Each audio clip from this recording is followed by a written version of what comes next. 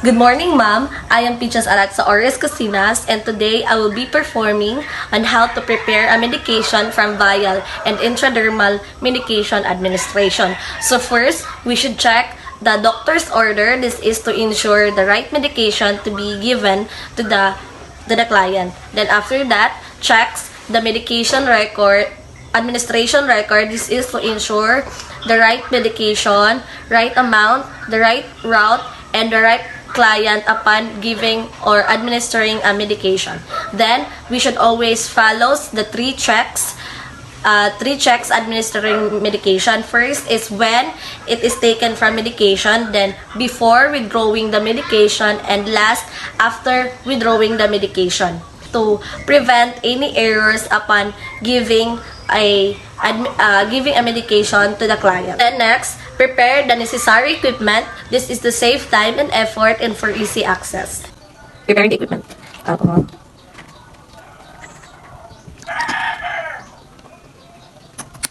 Vial, the ampule, and the syringe. Next is perform hand hygiene and observe and give up appropriate preventing procedure. This is to prevent transmission of microorganism between the client and the nurse or the student nurse.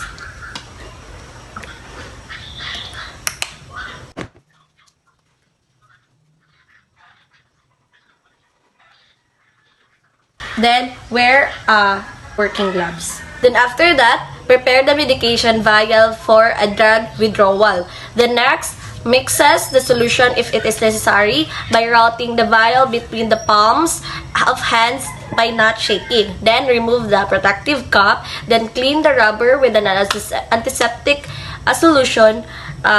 Rub it in a circular motion. This is to prevent cross of a microorganism and cross-contamination. Then withdraw the medication. Hands by not shaking.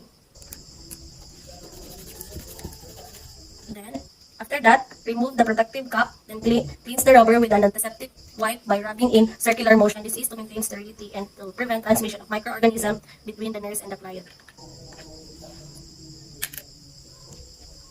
Then withdraw the medication. Then attach the filter needle as agency practice the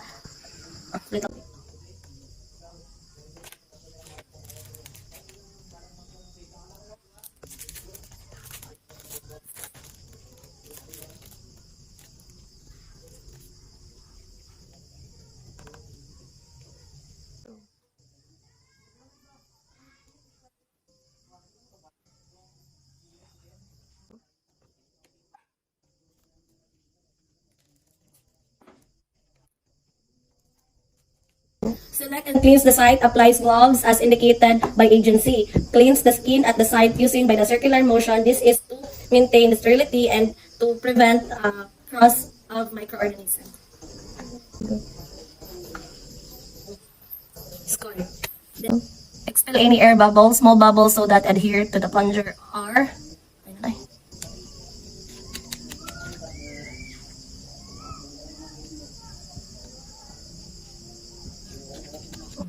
Explain to the client that the client will feel a slight peak as the needle enters the skin. Upon doing the procedure, upon entering the needle on his skin, there will be a form of wheel, or sometimes called a bulb. Inject the fluid. Then with the non-dominant hand, this is my non-dominant hand because this is my left side because I am a right-handed. Pull the skin at the site until it is taut. Then insert the tip of the needle far enough to place the bevel through the epidermis into the dermis. Then stabilize the syringe and needle. Inject the medication carefully and slowly so that it produces a small wheel on the skin, or what we call the bulb. Then next, withdraws the needle quickly at the same angle which it was inserted. Activate the needle safe device. Applies a bandage if it is indicated.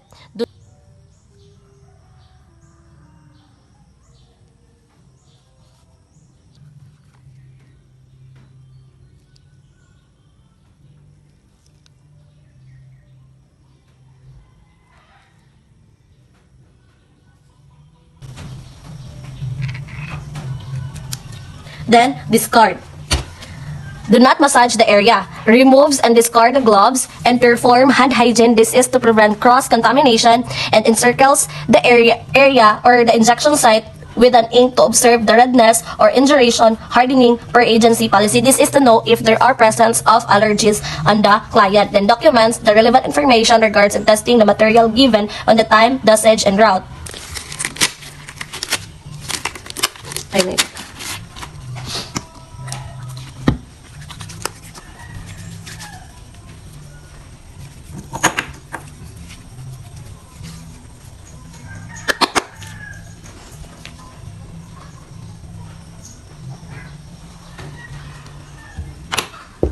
Then, after that, document the relevant information, records the testing material given to the time, dosage, and then evaluates the condition of the 30 minutes on the site on 30 minutes depending on the test, measures the area of redness and any duration in millimeters at the largest diameter and document findings. This will serve as a baseline data, or this will serve as the basis if there are changes upon the doing the procedure from before and after.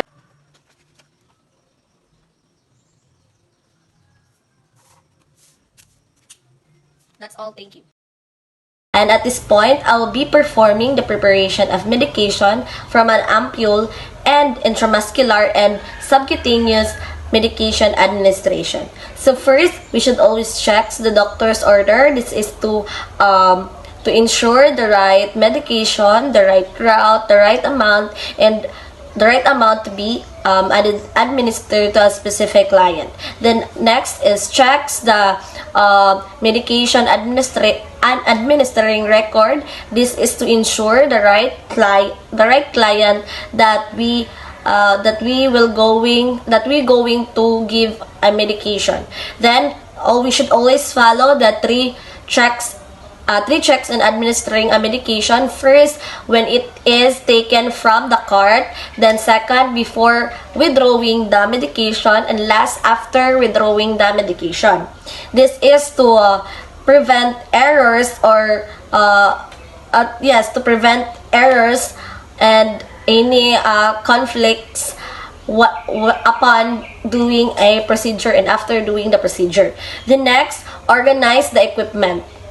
This is to save time and effort and for easy access upon doing the procedure. Hand hygiene. This is to observe other appropriate infection preventing procedures, and it will deters or prevent the spread of microorganisms between the client and the nurses or the student nurse.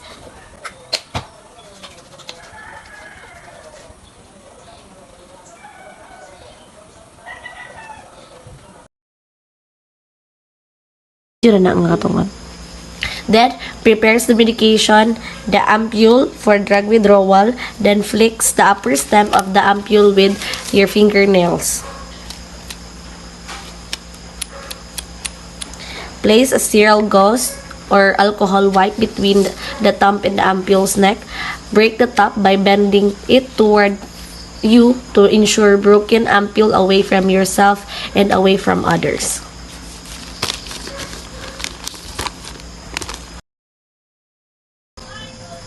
Stop.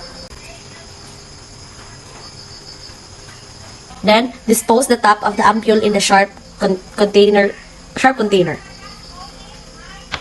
Then, withdraw the medication. Attach the filter needle, straw to the syringe, then remove the cap from filter needle, then insert the needle to the center of the ampule. Then attach the rim of the ampule with the needle, then dispose the filter needle with the sharp container, then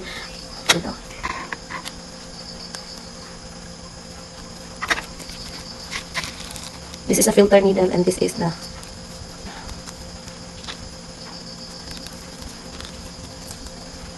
then remove the cap, then withdraw medication.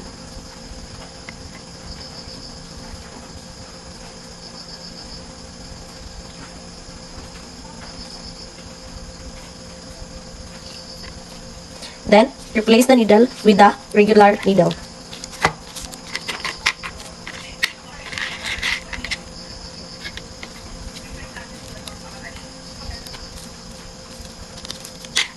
This is the regular needle. Basta. Then, lighten the cup at the hub of the needle and push the solution into the needle to the prescribed amount. This is the prescribed 0.2. Next, prepare the syringe for injection.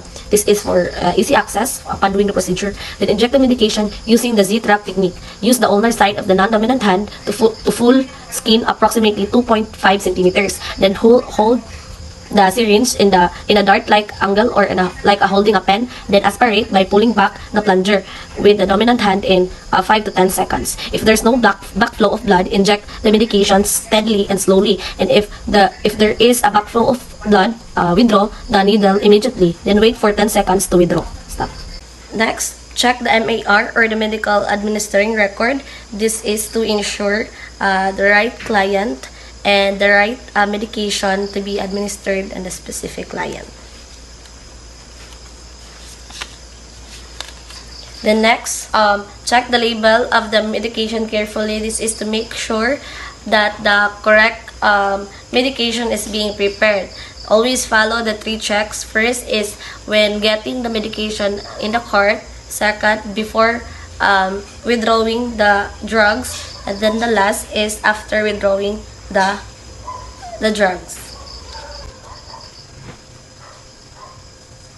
Organize the equipment. This is to save time and effort and for easy access upon doing the procedure. Then perform hand hygiene. Then wear gloves. Good morning, ma'am. I am Peaches Alexa Oris Casinas, a student nurse from Davao Doctors College. And today, ma'am, I will be performing an intramuscular injection, which I will inject a medicine on your muscle part.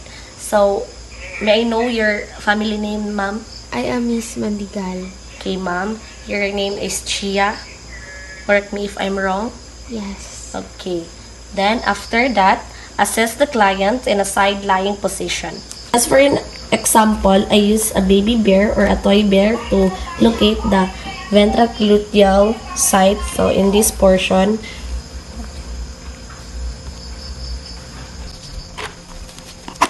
so cleanse the site in a circular motion from, then discard, then prepare the full skin, then remove the cap, then inject, aspirate, then if there's no backflow, then inject the medication slowly and steadily, then wait for 10 seconds to withdraw the needle, then withdraw, then put a gentle pressure. This is because doing so can cause a false positive. If we apply pressure or massage the area, it can cause a false positive result. Then if bleeding occurs, apply a pressure with a dry sterile gauze until stop. Then after that, activates the needle's safe device or discard it in a sharp container. Remove the gloves and do hand washing, then document the time, the drug's name, the dose, the route, and the client's reaction. Stop. Then, last, document the relevant information. This will serve as a baseline data. Then, stop. Remove the gloves. Then do hand washing to prevent transmission of microorganism. And then, discard the used material, especially the used syringe, in a sharp container.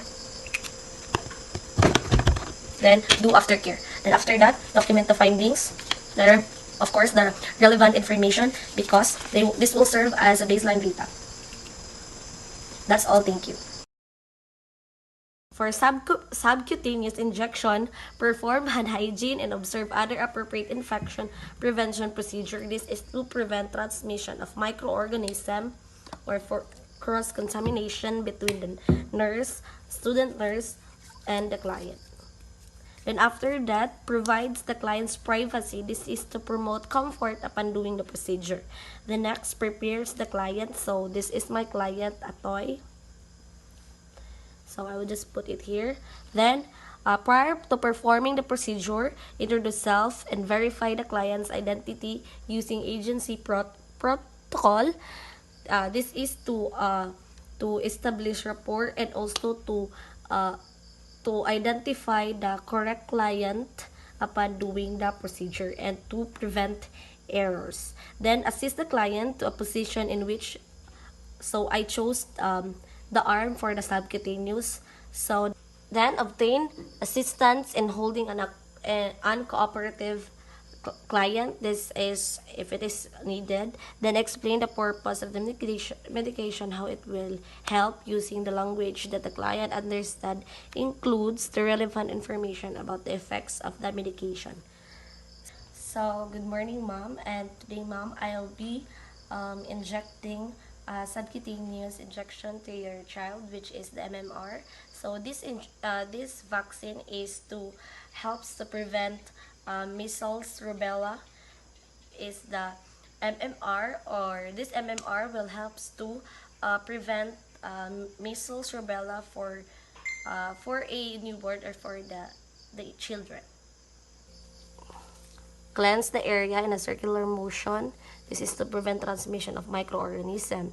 And after that, place the swab on the in the third or second fingers. Then prepare for syringe injection. After that, grasp the syringe in your dominant hand by holding it between your thumb fingers, with palm facing out the side of the upward for 45 angle insertion, or with palm downward for 90 angle insertion. Prepare to inject. Then, using the dominant hand, pinch or spread the skin on the site and insert the needle using the dominant hand, and firm, steady push, then inject the medication.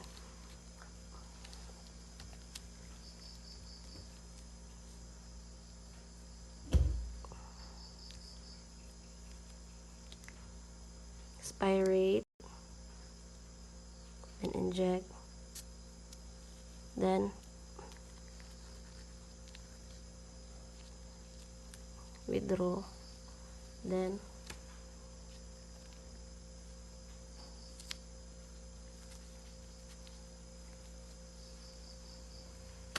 and if bleeding occurs, applies a pressure to the side with dry sterile gauze. Then, dispose the supplies appropriately, then assess the patient in a comfortable position, flip down the medication ticket, and then, last, document the relevant information. This will serve as a baseline data. Then, remove the gloves, then do hand washing to prevent transmission of microorganism, and then discard the used material, especially the used syringe, in a sharp container. Then do aftercare.